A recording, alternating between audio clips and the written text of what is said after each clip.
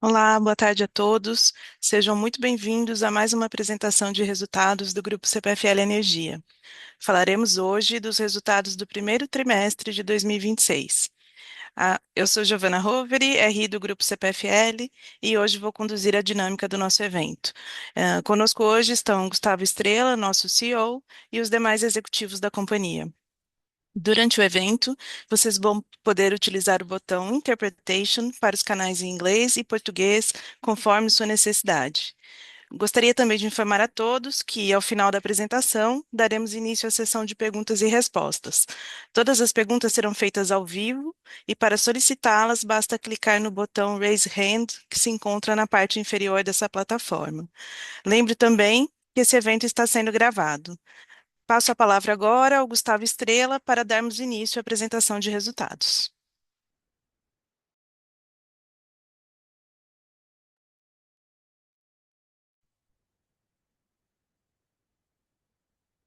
Ok, obrigado, Giovana. Boa tarde a todos. Obrigado pela participação no nosso call de resultados do primeiro trimestre de 2026. Eu já sigo aqui no slide 3, falando dos nossos principais destaques, começando aqui pelo resultado, o EBITDA atingindo 3,86 bilhões de reais, um crescimento de 0,2 em relação ao ano anterior, e o lucro, um crescimento de 18,2, atingindo 1,9 bilhão de reais. A nossa dívida, 30,6 bilhões, com uma alavancagem estável, próximo dos patamares dos trimestres anteriores, em 2,31 vezes. A nossa dívida líquida EBITDA, lembrando sempre no critério dos nossos covenants financeiros. O nosso CAPEX, 1,3 bilhão de reais, crescimento de 1,9%. A gente segue aqui, né, no plano de investimento anual de 6,5 bilhões de reais, on track em relação ao que a gente tinha previsto. Bom, eu acho que o principal destaque desse trimestre certamente é a assinatura dos contratos de concessão, da renovação dos nossos contratos de distribuição, da Paulista, da Piratininga e da RGE. Aqui acho que não tem nenhuma novidade, já havia acho que uma expectativa grande em todo o mercado e nossa também pela assinatura dos contratos, mas eu acho que a consolidação da assinatura é sim um tema importante.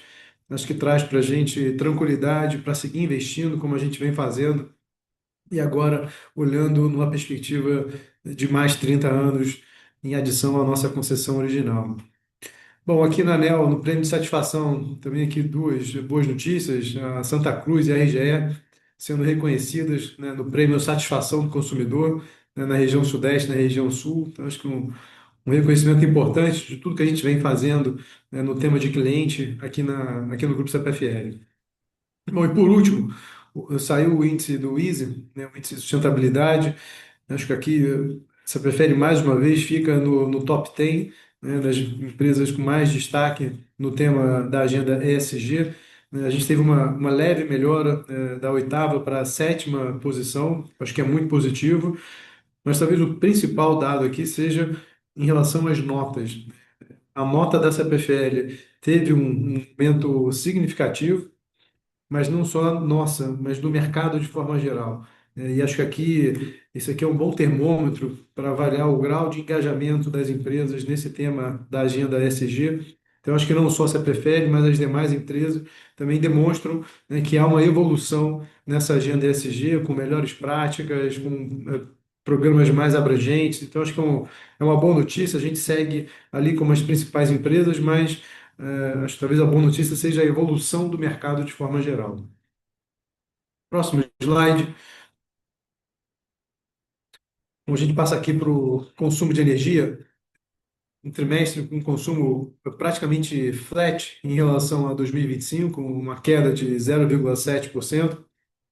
Acho que aqui, se a gente olhar as classes residencial e comercial, há um efeito de calendário, mas o principal efeito é o efeito de temperatura, né? Temperaturas mais baixas em relação a 2025, traz um reflexo negativo aqui no nosso crescimento e no consumo de energia nessas duas classes. Talvez o destaque aqui na classe comercial, ali no macro e outros de 6,7, está aqui dentro o desempenho do consumo dos data centers na nossa área de concessão. Se a gente olhar aqui no gráfico da direita, a gente vê um crescimento de 8%, desculpa, um crescimento de 23,9% em relação ao ano anterior. O consumo de data center ele já responde por 8% de toda a classe comercial. Aqui há uma perspectiva de que esse crescimento vai continuar, basicamente pelos projetos já aprovados ou em desenvolvimento nas nossas áreas de concessão. Então, a expectativa é que a gente tenha uma participação cada vez maior desse mercado de data center. A gente sabe que tem uma demanda represada muito grande, tem ainda um desafio muito grande na conexão, especialmente na conexão de transmissão, de alta tensão, mas à medida que seja possível as conexões, é o que a gente tem feito, a gente tem conectado os novos data centers e demonstrando aqui um crescimento expressivo, quase que dobrando, né, nos últimos 2 anos. Na classe industrial, a gente vê uma queda de 1,7%. Se a gente isolar o efeito calendário, efeito real do desempenho da classe industrial é uma queda de 0,4. Aqui é um comportamento, um desempenho da classe industrial muito em linha com os trimestres anteriores. A gente vê a indústria andando de lado em relação ao consumo de energia. Tem, obviamente, algumas diferenças entre os segmentos, então a gente sente um crescimento maior no segmento de alimentos, segmento veículos, com uma redução de consumo de energia importante, mas, na média, a gente sente a classe industrial com um crescimento muito flat, à luz do que vem acontecendo nos trimestres anteriores também. E um dado importante aqui no canto direito do nosso slide é a demanda contratada.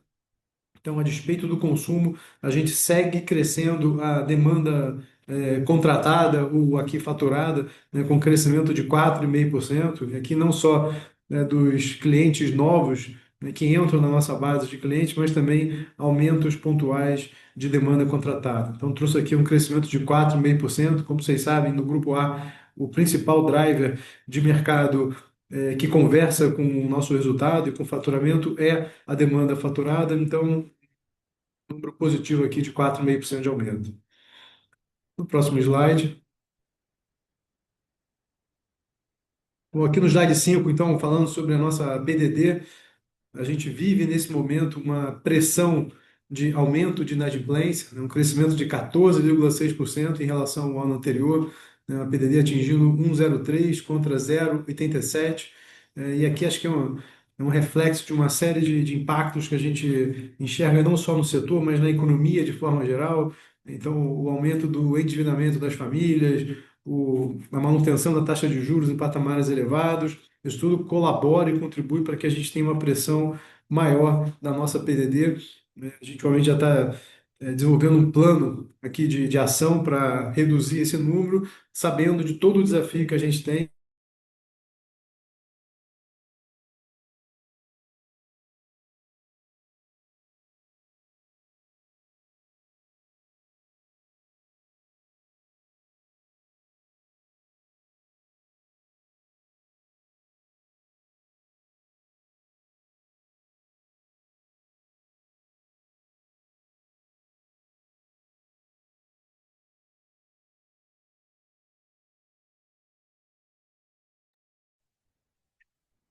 Pessoal, acho que o Gustavo teve um probleminha técnico, então vou continuar aqui até que ele consiga voltar.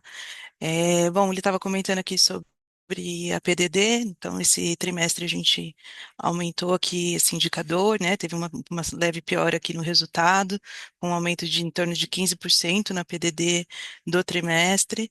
A gente tem aqui uma degradação do cenário macroeconômico, com o endividamento das famílias, vem dificultando esses pagamentos, e também um pouco aqui do reflexo do menor volume de cortes que a gente fez nos últimos meses, em função até de redirecionamento de equipes para outras atividades, atividades de emergência, atendimento de outros serviços. Então, uma preocupação, um ponto de atenção aqui em relação à inadimplência, mas mesmo com uma certa piora aqui do indicador, a gente continua com o indicador de PDD sobre receita de fornecimento aqui num patamar baixo, considerado baixo para a média do setor. Em relação a perdas, ao contrário da PDD, a gente mostra aqui um melhor desempenho, uma redução do nível de perdas. Acho que o Gustavo voltou. Gustavo, então vou retornar a palavra para você agora para continuar a partir de perdas.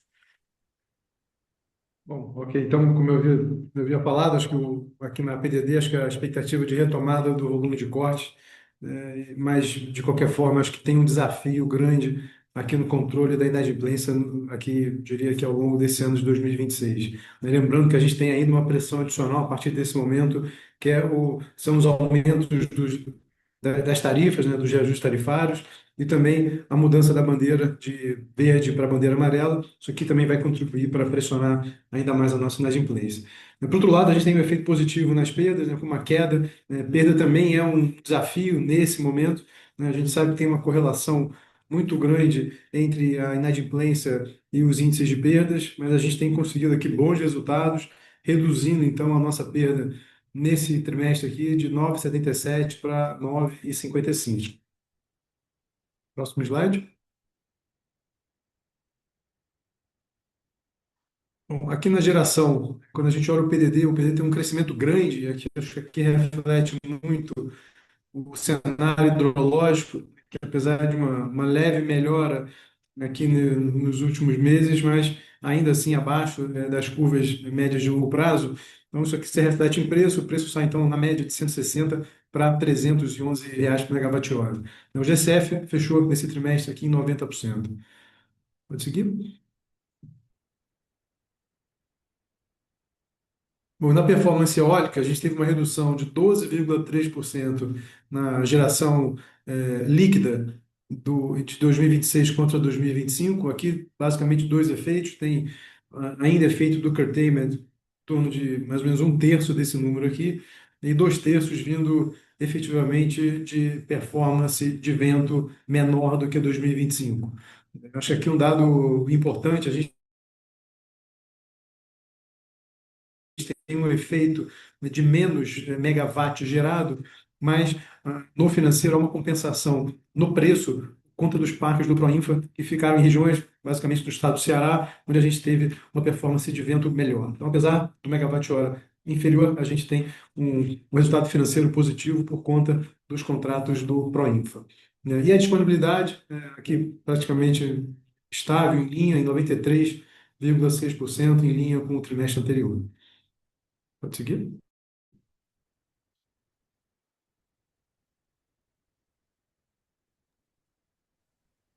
Então, aqui eu já passo então a palavra para a Giovana para seguir com os resultados. Bom, então, dando sequência aqui, vou passar agora a explicação do resultado econômico-financeiro. Então, a gente demonstra a variação do EBITDA no trimestre, que foi de 0,2%, 9 milhões, sendo que tivemos efeitos positivos aqui no segmento de geração e gestão de energia, com 85 milhões, e serviços e outros com 10 milhões. Por outro lado, tivemos aqui uma variação negativa no segmento de distribuição, com 60 milhões, e na transmissão, com 26 milhões. Agora, nos próximos slides, eu vou explicar um pouco mais de detalhe cada um deles.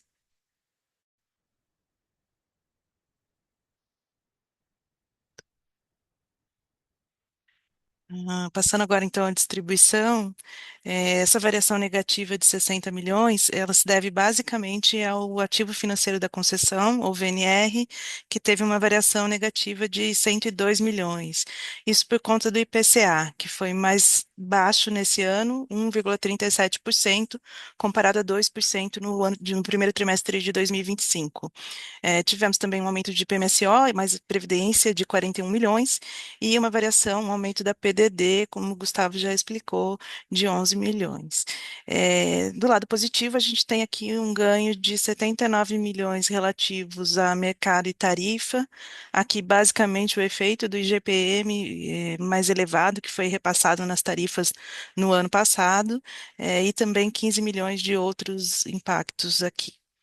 Passando agora para o próximo slide da geração, aqui a gente teve então um crescimento, uma variação positiva de 85 milhões, sendo o principal fator o reajuste dos contratos de energia, aqui também então um reflexo de IGPM e IPCA mais fortes no ano passado, No segundo item aqui, a geração eólica, 34 milhões.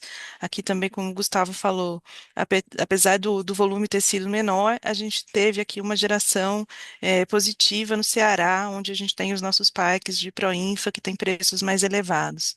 Então, quando a gente olha para esse consolidado, a gente tem aqui uma contribuição positiva de 50 milhões do vento e um efeito negativo do curtailment de 16 milhões. Por outro lado, um impacto negativo aqui de 16 milhões do GSF e 9 milhões dos demais efeitos da geração e gestão de energia. No próximo slide, temos a transmissão, que na visão IFRS teve uma queda de 26 milhões. Aqui, basicamente, um efeito de margem por conta da inflação mais baixa em 2026 comparado ao ano passado, e também em função de uma redução do CAPEX nesse período. Por outro lado, a gente tem aqui o PMSO com um ganho de 10 milhões por conta de reversão de contingências, principalmente. No caso da visão regulatória, aqui sim um crescimento de 33 milhões, refletindo o reajuste da RAP, que ocorreu em julho do ano passado, e os mesmos 10 milhões do PMSO. Agora, no próximo slide, o segmento de serviços e outros, uma variação aqui de 10 milhões, principalmente por conta da CPFL Serviços, que teve uma alta de 7 milhões, e as nossas financeiras, Total e Alesta, com variação de 2 milhões. Passando ao próximo slide, a gente traz aqui a demonstração do lucro, que teve um aumento de 18,2%, 294 milhões. Aqui uma contribuição relevante do resultado financeiro, que teve uma alta, né, uma melhora de 139 milhões, muito em função da variação do CDI, a Selic, aqui na atualização dos ativos e passivos regulatórios e também na atualização de créditos fiscais. Tivemos ainda o efeito positivo da marcação a mercado, um ganho aqui de 40 milhões, isso porque a curva de spread da Ambima, ela subiu nesse período, comparado a uma queda no ano passado, então, registramos aqui mais esse ganho. Por outro lado, a variação do CDI e também o aumento do saldo da dívida impactam negativamente na despesa com a dívida líquida, 52 milhões, e temos mais 10 milhões aqui de outros efeitos. Outra contribuição importante para esse efeito, essa variação no lucro, é o imposto de renda. Tivemos aqui uma alíquota efetiva um pouco mais baixa nesse período, basicamente em função da dedutibilidade dos repasses de crédito tributário aos consumidores. Passando para o próximo.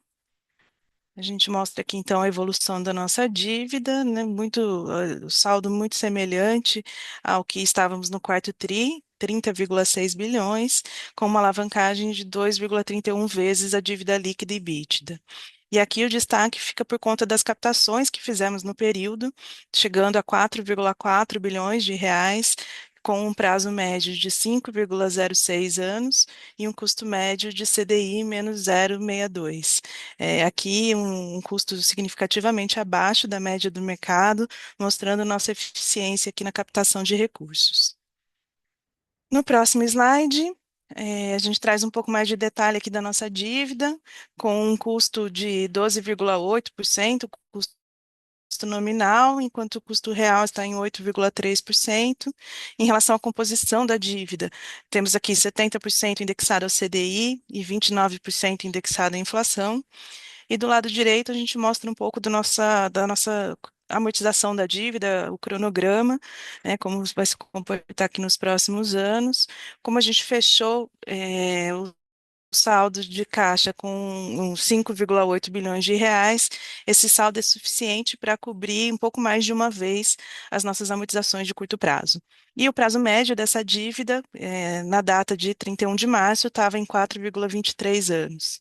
É importante destacar aqui que, com a renovação das concessões, que foi concluída na semana passada, alguns dos nossos contratos de dívidas são estendidos automaticamente, então a gente vai ter aqui uma extensão de em torno de um ano nesse prazo médio, a partir dos próximos meses. Passando para o próximo slide. Temos aqui, então, o CAPEX, como já foi mostrado lá no início, uma variação de 1,9%, chegando a 1,3 bilhão de reais. Esses recursos foram destinados principalmente aos segmentos de distribuição, 1,1 bilhão, um crescimento de 7,1%. Nos demais segmentos, a gente apresenta redução aqui no período, eh, geração menos 14, transmissão menos 23 e serviços menos 5%, mas é importante destacar aqui que tem bastante sazonalidade, o começo de ano sempre tem muita variação, então essas reduções não significam uma redução do CAPEX do grupo, pelo contrário, a gente mantém aqui nosso compromisso que foi anunciado recentemente, de investir mais de 31 bilhões de reais nos próximos 5 anos. Passando agora para o próximo slide. A gente traz um pouquinho aqui do detalhamento do nosso projeto de Smart Meter, o projeto Be Smart, contando um pouquinho da história aqui para vocês, né? A gente já tem um histórico longo com a questão da medição inteligente, então há muitos anos já temos a medição inteligente no Grupo A. Desde 2020 temos 100% do Grupo A medido. Na sequência, desenvolvemos um projeto piloto de medição do Grupo B em Jaguariúna, na cidade de Jaguariúna, aqui próximo a Campinas, onde foi possível testar tecnologias, entender a logística, entender tudo como deveria ser feito esse projeto. E desde o ano passado, começamos então, em uma escala mais efetiva, a investir em Smart Meter na nossa área de concessão. Até hoje, a gente já investiu 85 milhões de reais, temos quase 300 mil unidades de medidores inteligentes instalados na nossa rede.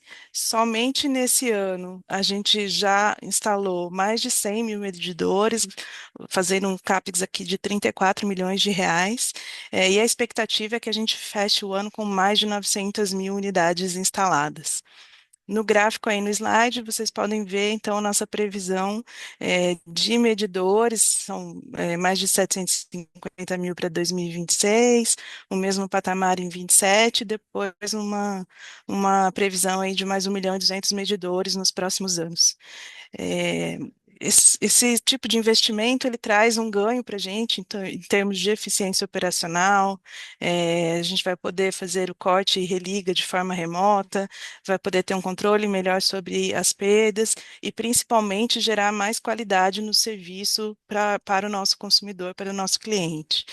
Então, é um projeto que está sendo cuidado com muito carinho, aqui, com muita atenção pelo grupo, e estamos aqui investindo de maneira efetiva, ainda com algumas restrições por conta da regulamentação. Então, a gente faz isso num ritmo menor do que a gente gostaria, por conta dos reconhecimentos nas revisões tarifárias. Então, temos que investir no período sempre no final do ciclo da concessão do ciclo tarifário para poder ter o retorno adequado para esse tipo de investimento, mas estamos aqui projetando uma melhora de eficiência e um ganho com esse investimento aqui, que além de todo o retorno que pode trazer para a companhia, ele está muito alinhado à nossa estratégia, ao nosso plano ESG, que tem como objetivo fornecer energia de forma sustentável e confiável para os nossos clientes. E com isso, a gente termina aqui a apresentação e agora vamos passar para a sessão de perguntas e respostas. Então, reforço que as perguntas só vão ser realizadas ao vivo e, caso alguém queira fazer pergunta, por favor, utilize o botão Raise Hand para levantar a mão e nós vamos abrir o seu áudio para que faça a pergunta.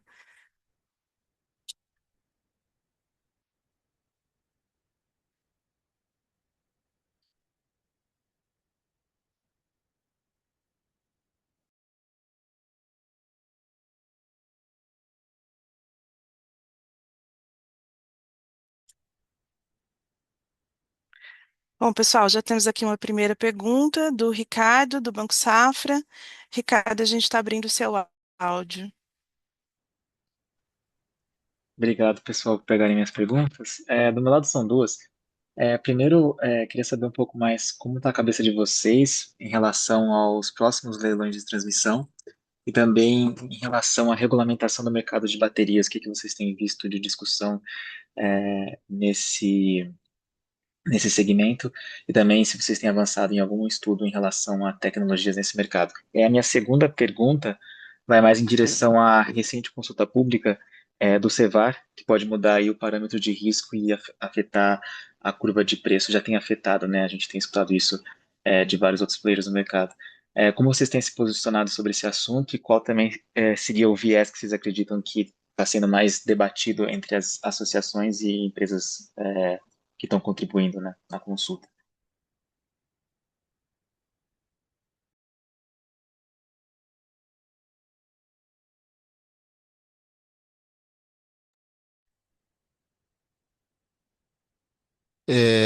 Boa tarde, Ricardo. Aqui é o Vitor Fagali. Obrigado pelas perguntas. Eu consigo endereçar aqui as três. Começando aqui pelo leilão de transmissão, a nossa expectativa ela não muda muito, né, dos leilões passados. A gente deve ter bastante concorrência. É um segmento aqui que ele é bem consistente, bem estável. E é uma alavanca aqui para o setor. Então a gente não tem muita expectativa diferente do passado para esse leilão que deve acontecer agora em outubro. Sobre bateria, nós ainda estamos aguardando aqui a regulação final da ANEEL. A nossa expectativa é que a gente tenha ainda um leilão de bateria para 2026, apesar de com que esse atraso ele pode sim impactar, né, e esse leilão escorregar para o ano que vem. Do nosso lado, nós estamos estudando já desde o ano passado um potencial projeto aqui para bateria, então tem bastante tecnologia nova, e a gente tem aprofundado bastante, tá? Então a expectativa da companhia para o leilão de bateria ele é muito alto, né? Eu acho que é um foco aqui para a gente, mas estamos aguardando a regulamentação final e a orientação aqui da portaria para ver quando que vai de fato acontecer o leilão. Bom, vou para a próxima pergunta sobre o Cevar. O nosso posicionamento, ele é de manter aqui o parâmetro, né, o 1540, principalmente porque esse parâmetro ele contribui aqui para manter o nível do reservatório e a gente evita também o despacho de térmica fora da ordem de mérito. Mas eu acho que o principal fator é também pela estabilidade, né, das regras regulatórias. Então, é um parâmetro que foi introduzido aqui no começo de 2025, então a gente não tem nem um ano e meio, e uma mudança nova desse parâmetro pode trazer mais estabilidade, né? Então, a formação de preço aqui ele já é um tema muito complexo, é um tema muito discutido, então a gente entende que tirar essa volatilidade, essa incerteza de mudanças de regra, ela contribui positivamente para o setor, então a gente entende que deveria ter essa manutenção da regra atual. E eu acho que é uma discussão, você colocou aqui no final, uma discussão que está bem aquecida no setor. Acho que tem várias casas com visões diferentes, e é um tema que deve ser decidido aqui no curto prazo, mas a gente entende aqui ainda com o nosso posicionamento de manutenção da regra, tá? Perfeito, super claro. Obrigado, Vitor.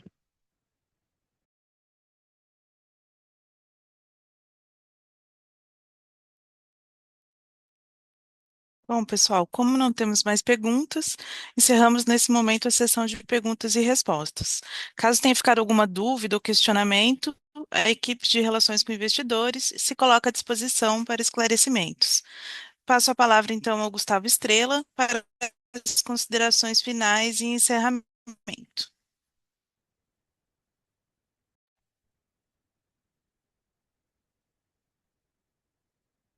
Obrigado, Giovana. Bom, acho que como eu falei, então, encerramos aqui o nosso resultado aqui do primeiro trimestre. De novo aqui destacando a importância da renovação das concessões de distribuição. E isso colocando aqui talvez um desafio. A gente falou aqui do leilão de bateria, e tudo mais. Acho que há, sim, um desafio muito grande, né, para tratar o tema da intermitência do setor. Acho que esse é um tema urgente, então acho que é importante ter o leilão de bateria e, obviamente, entender como é que vai se dar a dinâmica do mercado de MMGD, né? Esse acho que é um outro desafio. Esse mercado continua crescendo, continua trazendo mais intermitência para o setor e mais recente aqui com o desafio da geração à revelia. Então, acho que são desafios que a gente vai ter aqui nos próximos meses, né? Acho que o setor precisa se unir para entender como é que a gente mitiga risco, né, para que permita a expansão da maneira correta, né, sem trazer prejuízos nem para a operação e também nem impacto financeiro para quem não tem a GD. Então, agradeço mais uma vez a participação de todos e obrigado. Boa tarde.